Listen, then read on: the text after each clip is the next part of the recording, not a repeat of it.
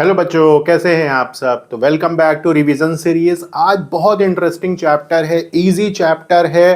तो आपके आधे घंटे, पूरे आधे घंटे से भी कम लगने वाले हैं यार, पूरे वर्थ होने वाले हैं, क्योंकि इतने में ही से आपको पर्याप्त डिटेल मिल जाएगी, इनफ मिल जाएगा। बहुत ज़्यादा कॉन्सेप्चुअल चैप्टर है नहीं, काइंड ऑफ फॉर्मूला पुटिंग है, एग्जैक्ट फॉर्मूला पुटिंग भी नहीं बोलेंगे। तो फॉर्मूले कुल मिला के काफ़ी हद तक एक क्रूशियल रोल प्ले करते हैं।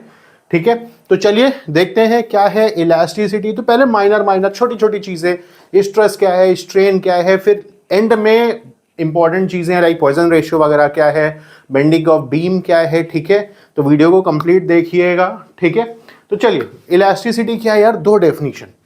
एक तो हम क्या बोलते हैं, किसी भी बॉडी की वो टेंडेंसी, बॉडी की या मॉलिक्यूल की, राइट, मॉलिक्यूल ऑफ ऑब्जेक्ट की वो टेंडेंसी जो ओरिजिनल शेप को रीगेन कर लेता है, कॉन्फ़िगरेशन को रीगेन कर लेता है after removing of deforming force, which is elasticity.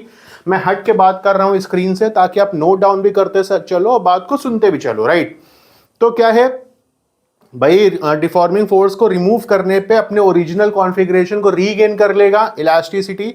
इसके अलावा एक एनसीईआरटी के डेफिनेशन के बारे में बात कर लेते हैं जो इंपॉर्टेंट होती है।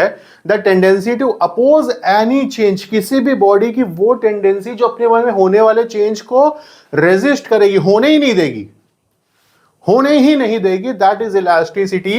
एंड इसी डेफिनेशन के दम पे हम बोलते हैं steel is more elastic than rubber. Steel is more elastic than rubber. तो ये चीज आपके जहन में बहुत क्लियर होनी चाहिए कि ऐसा क्यों है, क्योंकि स्टील अपने में होने वाले चेंज को बेटर रेजिस्ट करती है रादर देन रबर।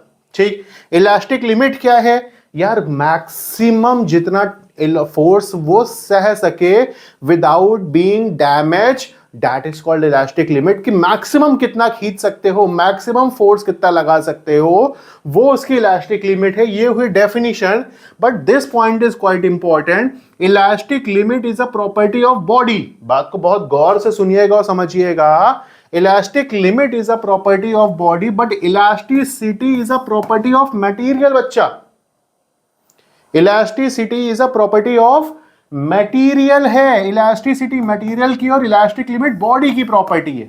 ठीक, इलास्टिक आफ्टर इफेक्ट क्या है, time taken by body,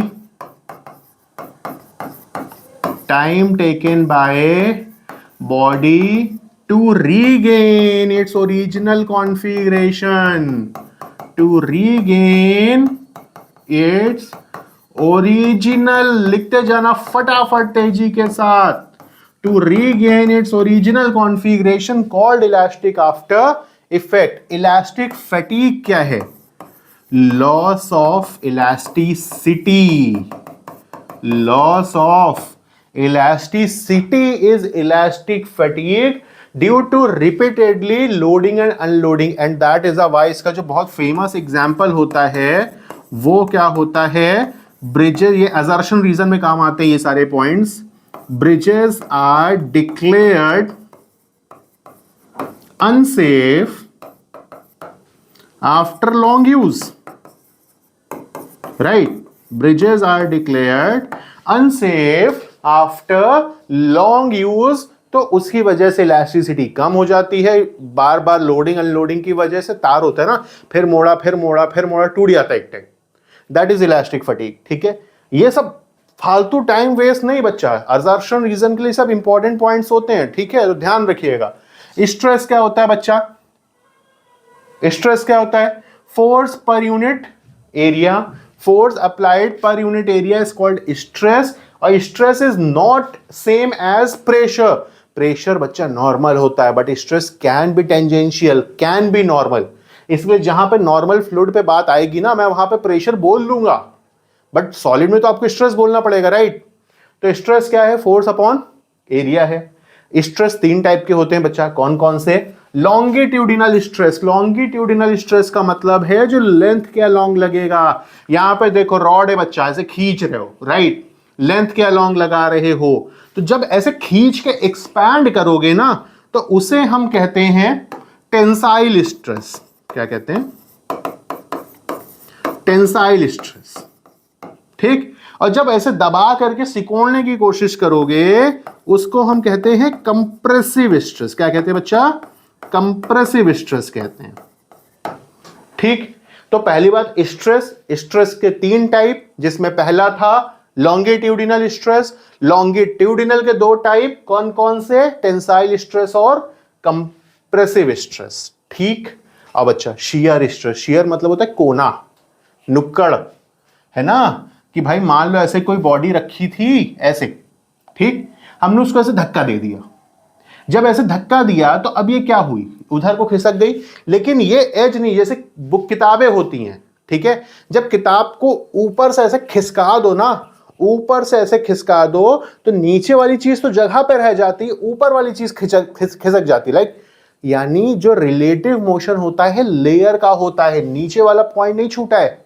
relative motion किसका होता है बच्चा? लेयर का होता है। अगर लेयर उधर को खिसक गई है तो अब यहां पे बच्चा ये एंगल प्लॉट हो जाएगा, होगा, ठीक। तो अब इसका क्या है? इसका शेप तो बदल गया, चेंज इन शेप, लेकिन वॉल्यूम चेंज नहीं होता है। रेक्टेंगल से पैरेललोग्राम हुआ है लेकिन वॉल्यूम चेंज नहीं होता है। Deforming force applied tangential to one of the face, मतलब जो डिफॉर्मिंग फोर्स होगा, ये जो फेस है ना, ये वाला, इसके पैरेलल लगता है, इसके टेंजेंशियल ये फोर्स लगता है। लेकिन बल्क स्ट्रेस में ऐसा नहीं होगा। तो इंपॉर्टेंट बात है, दिमाग में बैठा के अच्छे से चलिएगा, है ना बच्चों। जैसे बल्क, अब कोई बबल है, कोई लिक्विड ड्रॉप है, हमने नॉर्मल फोर्स लगाया और इसका वॉल्यूम कम कर दिया। कितना किया? मान लो पहले भाई V था, कम करके dV कम कर दिया, है ना, तो अब कम हो गया। तो in solid, liquid and gases तीनों में वैलिड है। बल्क स्ट्रेस सॉलिड में भी लगता है, लिक्विड में भी लगता है, गैसेस में भी लगता है, बट फ्लूइड यानी लिक्विड और गैसेस में केवल और केवल बल्क स्ट्रेस होता है। लिक्विड और गैसेस में टेंजेंशियल और शियर स्ट्रेस नहीं होता है। याद रखिएगा, यहां से फंसा सकता है टीचर आपको आराम से। Changes volume and density, shape remain same, कहानी बदल गई।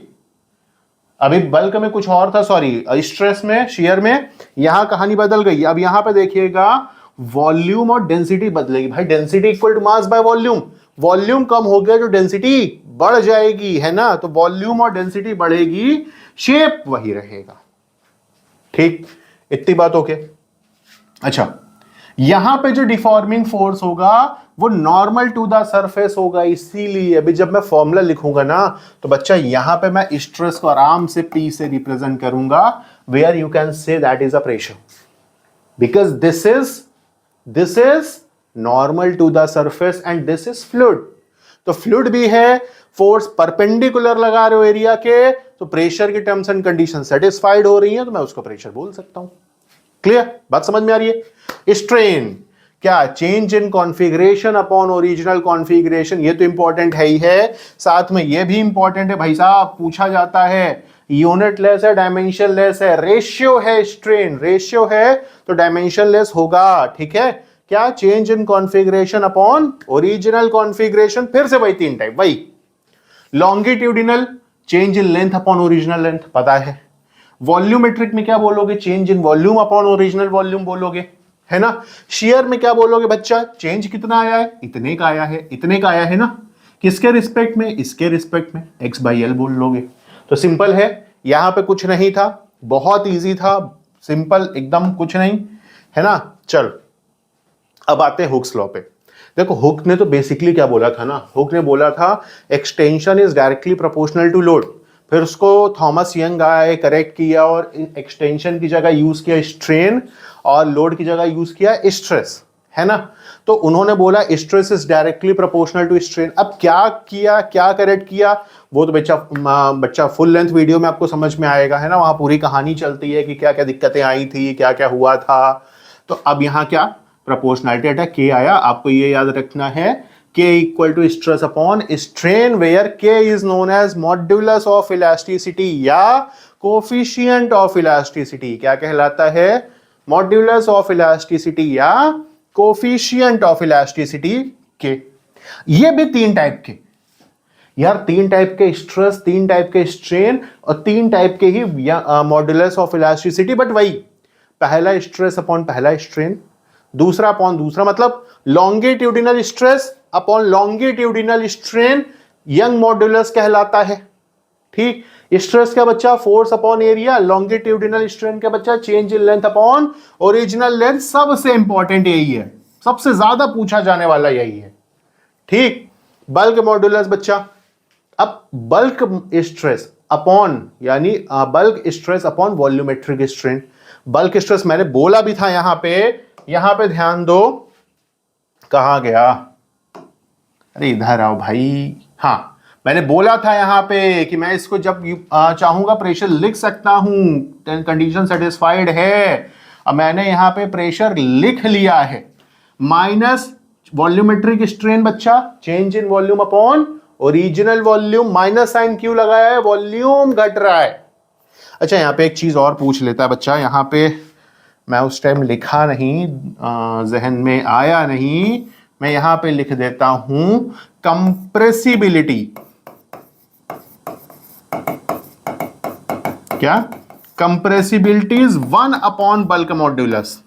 तो अगर कभी तुमसे कंप्रेसिबिलिटी पूछता है, that is 1 upon bulk modulus, आप आराम से लिख सकते हो, कोई दिक्कत नहीं। ठीक, क्या लिख सकते हो, 1 अपॉन बल्क मॉड्यूलस। तीसरा, मॉड्यूलस ऑफ रिजिडिटी, मतलब shear stress upon shear strain. Shear stress वही force upon area, shear strain theta, यानी formula eta equal to force upon area divide by x by l. ठीक, अब आपके आगे chapter पढ़ने की पूरी तैयारी है, कंप्लीट, कुछ नहीं दिक्कत, इतना ही तो बेसिक था। अब बस फॉर्मूले हैं, नोट करते चलिए, फिर वाईक्यू उठाइए, आप जेई के हो, नीट के हो, कहीं के हो, कुछ भी हो, वाईक्यू उठाइए, धड़ाधड़ बस क्वेश्चन करना शुरू करिए, कोई दिक्कत होती है तो बताइए। ठीक है, चलिए, ब्रेकिंग स्ट्रेस। ब्रेकिंग स्ट्रेस का मतलब क्या होता है, इसको हम टेंसाइल स्ट्रेंथ भी बोलते हैं। ब्रेकिंग स्ट्रेस को हम क्या बोलते हैं बच्चा, ऑल्सो नोन एज, अगर कभी तुमसे एग्जाम में ये टर्म यूज करे, टेंसाइल स्ट्रेंथ, मतलब मैक्सिमम कितना स्ट्रेस वो बियर कर सकता है कि वो टूटने ना पाए। भाई कोई तार है, खींचोगे तो एक लिमिट पे टूटेगा ना, तो मैक्सिमम स्ट्रेस जितना लगा सकते हो, that is called breaking stress. और वो maximum force is known as ultimate force. वो मैक्सिमम जो फोर्स होता है, that is known as ultimate force. ठीक, यहां पे इंपॉर्टेंट ये नहीं, इंपॉर्टेंट ये है, वो फोर्स बच्चा एरिया ऑफ क्रॉस सेक्शन के तो डायरेक्टली प्रोपोर्शनल होता है। मतलब क्या है, एक लकड़ी का टुकड़ा तोड़ना आसान होता है, 2 बना देंगे बहुत मुश्किल, 3 बना देंगे और ज्यादा मुश्किल, और डायरेक्टली नहीं, पावर 2, 1 सेंटीमीटर रेडियस बहुत मुश्किल है, मान लो 1 न्यूटन लग रहा है, तो भाई 2 पे 2 न्यूटन नहीं 4 न्यूटन लगेगा, 3 पे 3 नहीं 9 लगेगा, 4 पे 16 न्यूटन, 5 पे 25 न्यूटन लगेगा। Force is directly proportional to area of cross section, R की पावर 2 है, ध्यान दीजिएगा। But force is independent of length of wire, लकड़ी का टुकड़ा कितना भी बड़ा उससे फर्क नहीं पड़ता, कितना मोटा है उससे फर्क पड़ता है। ठीक, चलिए, सेफ्टी फैक्टर अगर बच्चा पूछता है, breaking stress upon working stress. ठीक है, कि भाई एक ब्रेकिंग स्ट्रेस की वैल्यू इतनी है, अगर वर्किंग स्ट्रेस उससे कम है तब तो ठीक, ज्यादा हुआ तो दिक्कत है। ठीक, breaking of wire under its own weight का क्वेश्चन, ये पता छोटे छोटे फॉर्मूले कलेक्ट किए हैं अनदर मल्टीपल पीवाईक्यूज से, कि कहां पे क्या आया है, कैसे आया है, तो वही मैं आपको स्टैंडर्ड दे रहा हूं। ठीक है, breaking of wire under its own weight L equal to P by rho g, आए हुए क्वेश्चन है, इसमें हर एक क्वेश्चन आया हुआ है। मैंने पीवाईक्यूज उठा के अलग अलग जगह के, अलग अलग चीजों के जो इंपॉर्टेंट चीजें वो कलेक्ट की है, तो टाइम भी लगता है, मेहनत भी लगती है यार, तो तुम्हारा बस बेनिफिट हो जाए। L equal to P upon rho g. ठीक, चलो, extension in wire under its own weight half से मल्टीप्लाई होता है बच्चा। देखो वैसे तो फॉर्मूला आपका यही है ना, mg upon L upon small L by L, तो यहां हाफ नहीं आता, लेकिन अगर ये बोल रहा है अंडर इट्स ओन वेट, तो आगे हाफ भी आएगा, इस चीज को ध्यान रखिएगा। प्रॉपर इंटीग्रेट करके ये आता है, फॉर्मूला है, रिवीजन है, तो मैंने इंटीग्रेशन दिया नहीं आपको, ठीक है। चल अगला, if same force applied to different wires of same material, भाई वाई सेम है, सेम मटेरियल का मतलब क्या हुआ, वाई सेम है, राइट, फोर्स भी सेम है, तो change in length is directly proportional to L upon R square. इस पे भी क्वेश्चन आए हुए हैं, कुछ ऐसा क्वेश्चन था कि एक ये रॉड है, एक ये रॉड है, इसकी कुछ लेंथ है, इसकी कुछ लेंथ है, इसका कुछ रेडियस है, इसका कुछ है, तो आपसे पूछा था कि इनमें जो चेंज होने का रेशियो है वो कितना होगा, तो वो क्वेश्चन भी यहाँ पे आया हुआ है, ठीक। If fix volume and constant force, अगर वॉल्यूम, ध्यान से बात को सुनना, ये एमसीक्यू है, आया हुआ क्वेश्चन है, अगर वॉल्यूम का जिक्र कर दिया ना बच्चा, वहां पे क्वेश्चन ये था कि एल इसको जो है और कैपिटल एल का क्या रिलेशन होगा, तो ये आंसर है। वैसे नॉर्मली ये होता नहीं है, नॉर्मली क्या होता है, डायरेक्टली प्रोपोर्शनल होता है, सॉरी यहाँ पे एल नहीं ए होता है, पावर 1 होती है, लेकिन जब कांस्टेंट वॉल्यूम बोलता है ना बच्चा, तो पावर क्या हो जाती है, 2 हो जाती है। इस चीज को ध्यान रखना वरना गलत हो जाएगा। ये 3 रिलेशन है, बहुत ज्यादा नहीं पूछे जाते हैं, बट मेरा ये मानना है कि अगर जेई वगैरह में क्वेश्चंस आते हैं इनके, तो अगर ये 3 रिलेशंस आपको याद है तो वो क्वेश्चंस आपके लिए कंपैरेटिवली आसान हो जाते हैं, आपको मेहनत नहीं करनी पड़ती, वरना टाइम बहुत खराब होता है, ठीक है। इसके लिए बोल रहा हूं कि कोशिश करिएगा ये 3 फॉर्मूले आपको याद हो। Relation between Young modulus, bulk modulus and Poisson ratio क्या होता है, अभी थोड़ा 5 मिनट बाद पता लग जाएगा। Relation between Young modulus, modulus of rigidity, Poisson ratio, relation of between, ये के बी लिख लो, relation between Young modulus, modulus of elasticity या मॉड्यूलस ऑफ रिजिडिटी और बल्क मॉड्यूलस, ठीक, याद रखिएगा, कोशिश करिएगा, चीजें आसान हो जाएंगी आपके लिए और कुछ नहीं है। Stress strain curve, this one is quite important, बहुत आसान क्वेश्चन बनता है जब भी बनता है। स्ट्रेस और स्ट्रेन का ये कर्व है, कुछ पॉइंट्स है ओ A B C D E, एक एक को डिस्कस करते हैं, है ना। ई फ्रैक्चर पॉइंट है, यहां पे गेम खत्म हो गया। ओ से ए तक सब कुछ लिख दिया है मैंने, इसके बाहर तुमको कुछ नहीं चाहिए बच्चा, कुछ भी नहीं, सब कुछ लिखा है। ओ से A stress directly proportional to strain है, मतलब इलास्टिक बॉडी की तरह बिहेव करेगा, लेकिन ए को बोलते हैं लिमिट ऑफ प्रोपोर्शनैलिटी, मतलब ए तक ही हुक्स लॉ ओबे होगा, ए के बाद हुक्स लॉ ओबे नहीं होगा। यहां पे जो सबसे इंपॉर्टेंट पॉइंट होता है ना, वो होता है बी, ठीक है, सी भी होता है, दोनों पे बात करते हैं। ए से बी क्या है ना बच्चा, stress is directly proportional to strain, नहीं दिखाई दे रहा है, यहां पे देखो दिखाई तो दे रहा है ये बात, लेकिन बॉडी अपने ओरिजिनल शेप को रीगेन करने की टेंडेंसी रखती है, और कहां तक रखती है, पॉइंट सी तक रखती है। इस अगर ये पार हुआ तो अब बॉडी यहां पे परमानेंट सेट हो जाएगी, अब वो अपने ओरिजिनल शेप एंड साइज को रीगेन नहीं कर सकती, ठीक है। तो यहां पे जो पॉइंट बी है वो आपका इलास्टिक लिमिट या यील्ड पॉइंट कहलाता है, ठीक। अब सी डी ई याद रखना, क्योंकि मैं स्लाइड बदल रहा हूं, उम्मीद है बच्चा, देखो स्लाइड में बदल रहा हूं, वीडियो में आगे तब बढ़ना जब ये बन चुका हो आपकी कॉपी में, तो आपको समझना आसान होगा जो मैं बताने की कोशिश कर रहा हूं, ठीक है। डायग्राम सामने दिखता है तो चीजें आसान होती है। बियॉन्ड बी स्मॉल स्ट्रेस होगा बट लार्ज स्ट्रेन आएगा, देख लो यहां पे अपनी कॉपी में आप देख सकते हो कि थोड़ा सा भी स्ट्रेस है ना, स्ट्रेन बहुत ज्यादा होता है, ये देखो स्ट्रेस में बहुत मिनिमम फर्क है, लेकिन स्ट्रेन बहुत ज्यादा आता है। तो बी के बाद के रीजन को ना हम प्लास्टिक रीजन बोलते हैं बच्चा, क्या बोलते हैं, बी के बाद का रीजन क्या कहलाता है, प्लास्टिक रीजन कहलाता है। अब बच्चा प्लास्टिक रीजन ना, ये पॉइंट बहुत बहुत इंपॉर्टेंट है, अगर प्लास्टिक रीजन जितना बड़ा होता है ना तो मटेरियल डक्टाइल कहलाता है, और अगर प्लास्टिक रीजन छोटा होता है तो मटेरियल ब्रिटल कहलाता है, जल्दी टूटता है। देखो प्लास्टिक रीजन बड़े होने का मतलब क्या है ना, अगर प्लास्टिक रीजन बड़ा है तो मतलब वो खींचने की और कैपेसिटी है उसके पास, तो डक्टाइल हुआ। लेकिन प्लास्टिक रीजन छोटा होने का मतलब है कि कम खिंच पा रहा है, टूट जा रहा है, तो ब्रिटेल हो गया। सिंपल सा कॉन्सेप्ट है, ठीक है। बाकी प्लास्टिक है तो कैन नॉट रीगेन कर पाएगा, फालतू की बातें है, पता है तुम्हें। इलास्टोमर का ग्राफ ये होता है, याद रखना है, कुछ नहीं है। स्ट्रेस और स्ट्रेन का ऐसा ग्राफ होता है, थोड़ा सा अनकन्वेंशनल है इसलिए पूछ लिया जाता है। वर्क डन वेरी इंपॉर्टेंट, ये भी और ये 3 भी। बेसिकली एक ही है यार।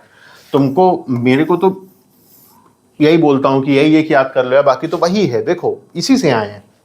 वर्क डन का formula half F into L. F क्या है? फोर्स है, एल चेंज इन लेंथ है।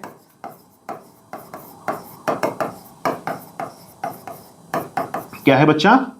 चेंज इन लेंथ है। और work done per unit volume होता है half stress into strain. Work done per unit volume क्या है?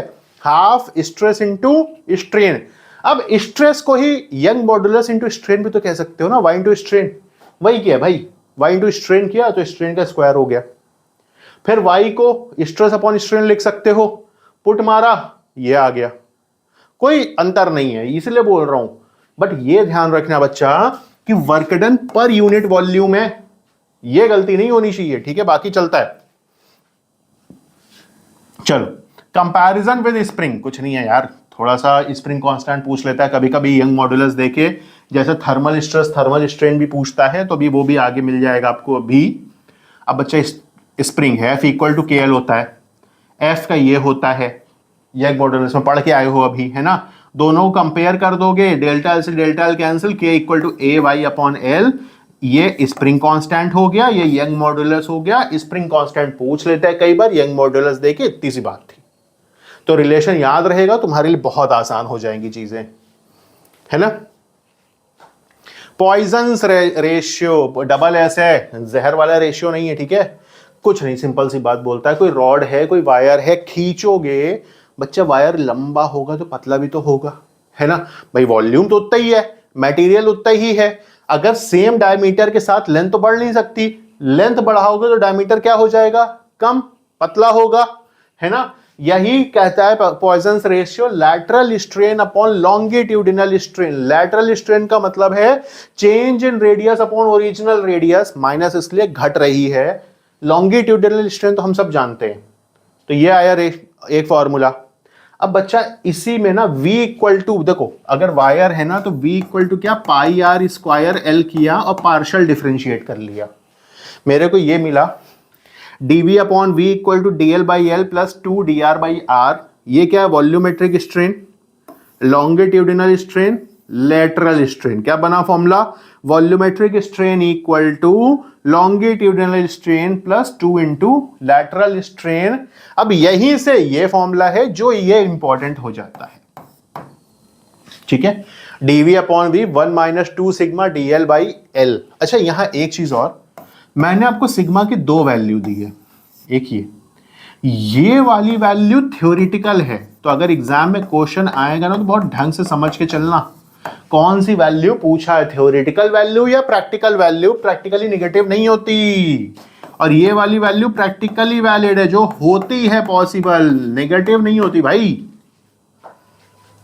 तो अगर थ्योरेटिकल बोलेगा तो -1 से 0.5, प्रैक्टिकल बोलेगा तो 0 से 0.5, ठीक है? चलिए आगे बढ़ते हैं। अब कुछ नोट में पॉइंट और कुछ नहीं है, न्यूमेरिकल है बेसिकली, जो आते हैं मैंने उन्हीं का सीधा आपको एक्सप्रेशन दे दिया ताकि आपका समय बचे एग्जाम में, है ना? आप चाहो तो याद कर लो, नहीं चाहना मत करना, सॉल्व कर लेना जैसी आपकी इच्छा। Change in density of liquid due to pressure. अगर प्रेशर लग रहा है, पूछता है डेंसिटी में कितना चेंज है, तो जो न्यू डेंसिटी है रो डैश इक्वल टू पुरानी density upon 1 plus P by B, यानी प्रेशर अपॉन बल्क मॉड्यूलस। पहला thermal stress Y alpha delta theta. Thermal मतलब due to change in temperature, डेटा थीटा चेंज इन टेम्परेचर।